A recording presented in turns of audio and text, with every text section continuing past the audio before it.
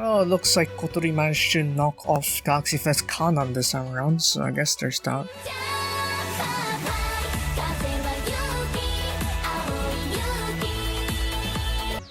Boy, we have another Fest banner today. How's it going? XPPlayer here, and welcome back to another episode of SIF All-Stars. We're gonna go ahead and quickly review the festival cards. This is one of the rare moments where I can actually record same day on a Sunday. Surprising, I know, but yeah. Anyways, so this is available starting tomorrow, and yeah, after reading these cards, you might want to have a look. But then again, for me, regardless, probably want to save up for a 3rd anniversary. So yeah, let's have a quick look at what cards we're dealing with.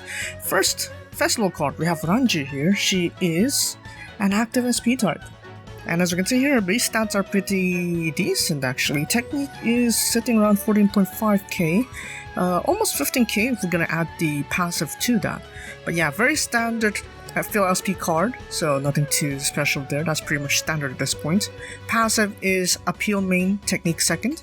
So yeah, that's kind of like one of the ideal types of boosting, and this is the same attribute. So yeah, active cards may have a comeback, perhaps, who knows. But yeah, there's a good chance the next challenge song would be an active song though, considering that really loops back to cool songs really for the challenge, so kind of makes sense.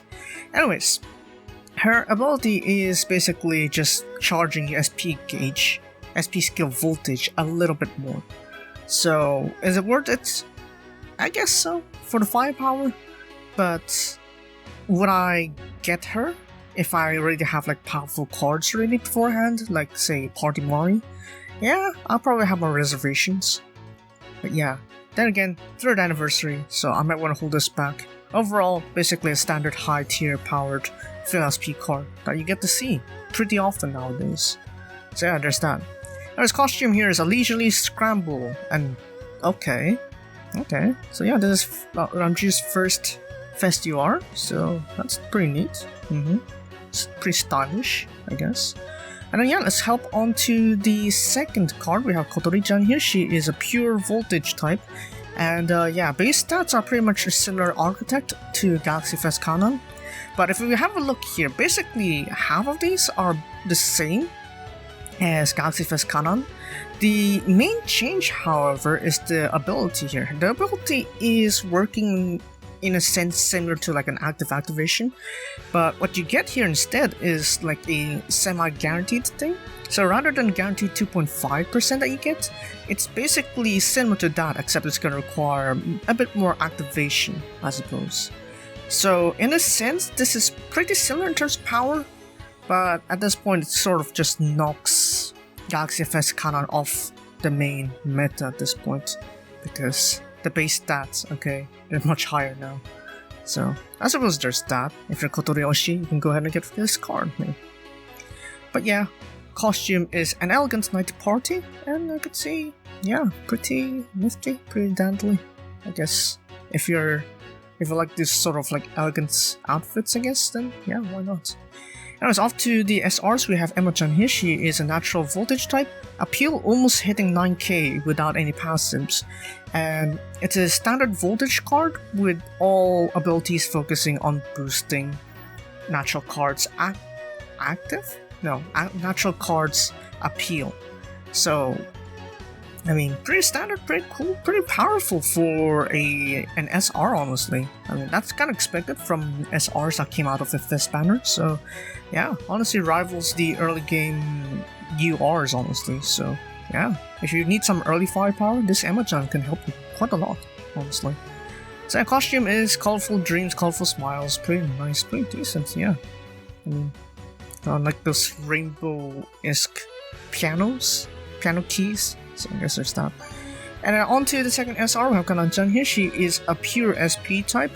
Again, monstrously high on the stats, though not as high as Emma just now, because we're gonna have a bit more stamina here.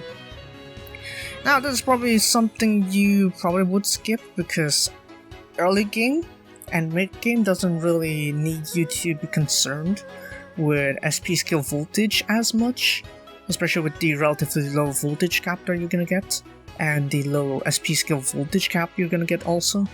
So would I recommend this card per se? Not exactly, but then for base stats it's still pretty good. So if you just require the appeal, you just want enough voltage to S-rank a song early game, yeah, this kind of would make perfect sense. But if you're gonna use it for SP skill voltage appeal chances, then you might want to reconsider. I'm not trying to say that it's useless, but I'm trying to say that, her uses are relatively limited with this sort of like cap here. But then again, probably for an SR this makes sense for advanced songs or under. So yeah, take care of the concessions that you'll be taking from this. But yeah, costume is Mirai no Bokura wa shitteru yo. And yeah, I like having this set on stage, I guess. So we'll see. So, what's my overall verdict for this banner here? Well, it looks like Kotori managed to knock off Galaxy Fest Kanan this time around, so I guess there's that.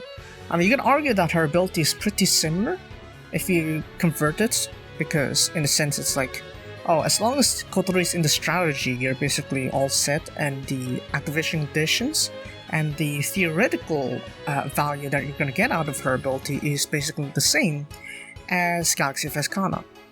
So, I could say something like that, I suppose. Or probably, if there's like an incentive for you to like go full on Kotori, maybe it would be the slightly higher technique that she already has, or that her ability would be a bit higher on the boost, maybe for 4 notes, perhaps something like, I don't know, increase appeal by 4% for 4 notes, and have the activation rate be like 40% or less, something like that. Then maybe you can argue that will be even more powerful than Galaxy Fest Kanan.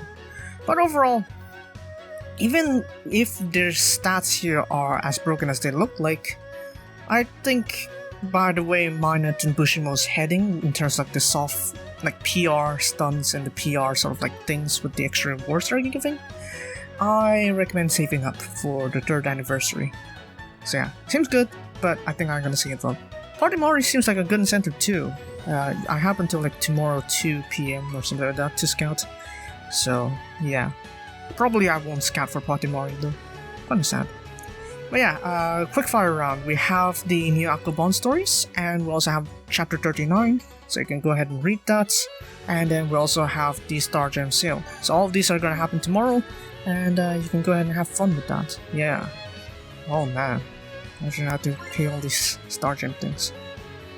But yeah, that's gonna be it for today's quickie episode. So if you guys enjoyed today's quick upload, then be sure to leave a like and subscribe for more All-Stars videos.